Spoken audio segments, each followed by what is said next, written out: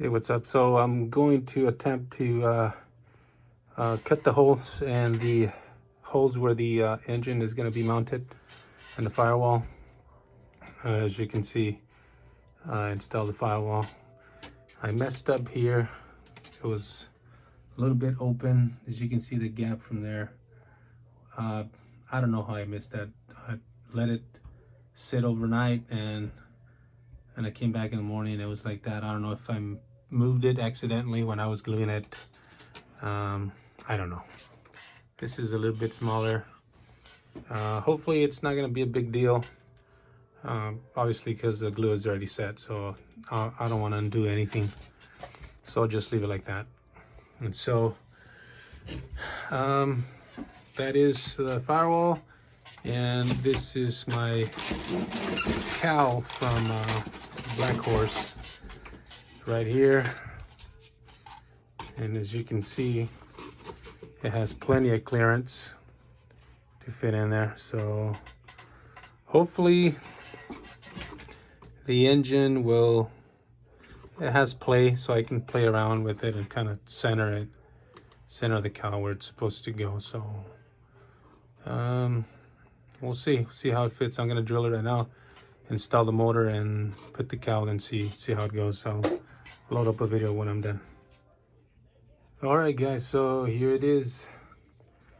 That is the Sadial FG90R3 on the Top Flite F4U Corsair. This is the giant scale, 86.5 wingspan.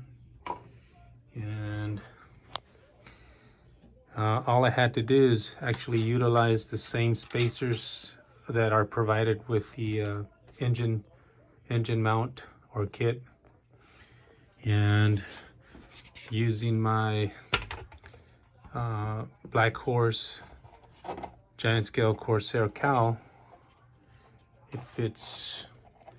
It's very snug in there. I have like minimal play.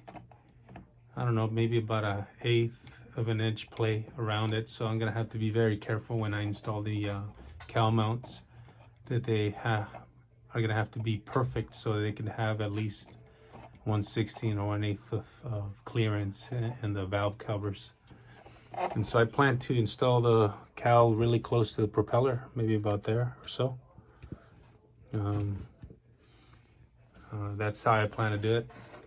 But there you go guys. So see, beautiful radial engine with the CH ignition baffles installed in there. So as you can see, very minimal play. Probably have to Dremel some wood on the baffling so I can have more clearance or more play with the cowl.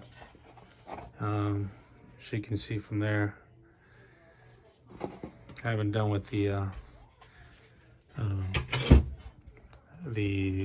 fuselage, but I wanted to install this Sadial engine to see how it's gonna look, and it looks beautiful. So haven't broken in the engine yet. Probably do that close to completion. As you can see from there, it's just the engine spacers that it's provided. I actually used this template. Originally I had bought this engine mount for the Hanger 9 FU Corsair. This is the firewall that comes with it. As you can see from here, this goes like so. And so for the Hanger 9, all you had to do was just to cut the firewall, this section here, certain inches, and then install this inside. And it was just the FG84 and the FG90 was just going to be a drop-in fit doing that modification. But couldn't get a hold of Hanger 9 Corsair, so I'm stuck with this. But it was useful because I used this as a template to cut the carburetor hole, as you can see from there. I had to measure it a couple of times, and to center the engine I had to drop it where these lines are at. That was center. this template was center to the firewall, but as I was kind of eyeballing the engine, it was not going to be properly center. So this piston was going to be higher, and so I dropped it down maybe about half an inch or so, as you can see from there, and now it's perfectly centered. Maybe it's because of my mistake here, I don't know, but that's center right there. And so just a quick note, if you guys are building this type of model, I know it's an old kit, so there's probably very few kits out there, but as you can see from here, this cut goes inward, and that is to, I think per the manual, is for the torque of the engine, which I wasn't really thinking about following that template, so I just kind of glued in my plywood straight. So you got 3/4 from the firewall sticking out for the fire mount or the engine mount, and from this corner another 3/4 of an inch. So this is a perfect square here, even though this is offset. I didn't end up using the firewall that is provided per the kit. I think it's about 1/4 of an inch. I went ahead and Home Depot and got some plywood, 1/2 inch plywood, and just traced it and cut a new firewall that was going to be much thicker. As you can see, this is the firewall that is provided with the kit, and I simply double it by buying 1/2 inch plywood, so I could have a little bit more surface on the back side to be glued with because of this offset thing. So what I'm going to end up doing too as well is I'm going to end up drilling some little holes and screw in maybe four screws really in there. So I'll screw one here, one on the bottom, one on the other side, and one on the bottom on the other side too as well. And that should give it extra strength. As well, I glued in some pieces of corner, I guess you would say the corner edge wood on the back to reinforce it. Let's see if we can take a look at inside. As you can see from there, it's not perfect, but it's going to give it a little bit extra reinforcement there. I'll probably end up going back and filling it up with more glue in there. But I think with the screws being drilled in there and glued in place, I don't think this firewall is ever gonna come out. It'll break before it comes apart. So that's my plan to in the future, to reinforce that too as well. And so this is a big engine, so it is gonna vibrate somewhat, and it's gonna cause some kind of stress in here. So that's what I'm gonna be doing, reinforcing it from the back really good with glue, sticking those screws in there, and I don't think I'm gonna ever have a problem with that in the future. So one more time, that is the engine, Sato FG90R3, modified to be installed in the top Flite F4U Corsair giant scale. So here we go again. As you can see from there, it's a beautiful engine. Let me see if I can get this real quick. It is the Bila.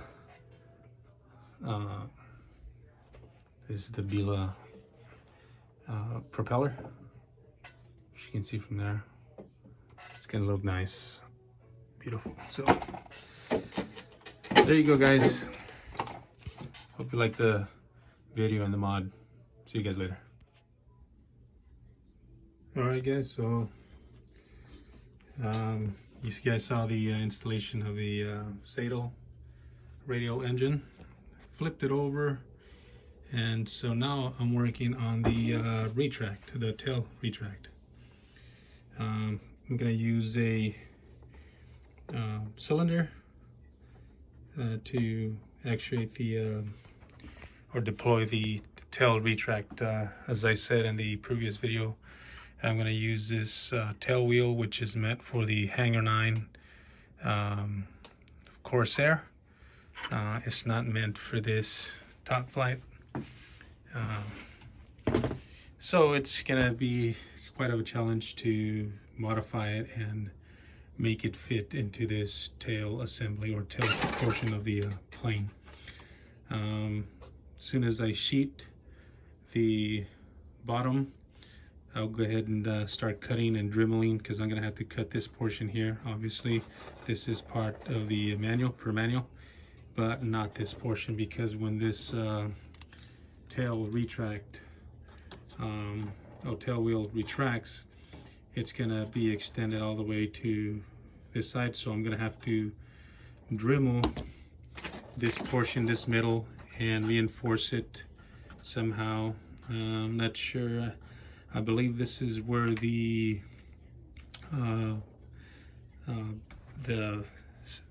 horizontal stabilizer is gonna go.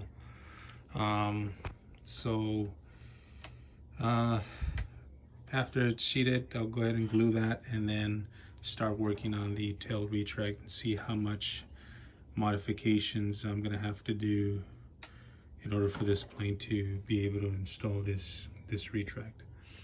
I don't think it's gonna be big issue, but I am gonna have to dremel this portion here so that the wheel can sit just about here or around this section. And that's it. I bought this this is a carbon fiber rod, hollow rod, so that I could put my push rod there. It's long, and I'm not going to cut it until it's ready to be installed, so that I can know how much I need to cut.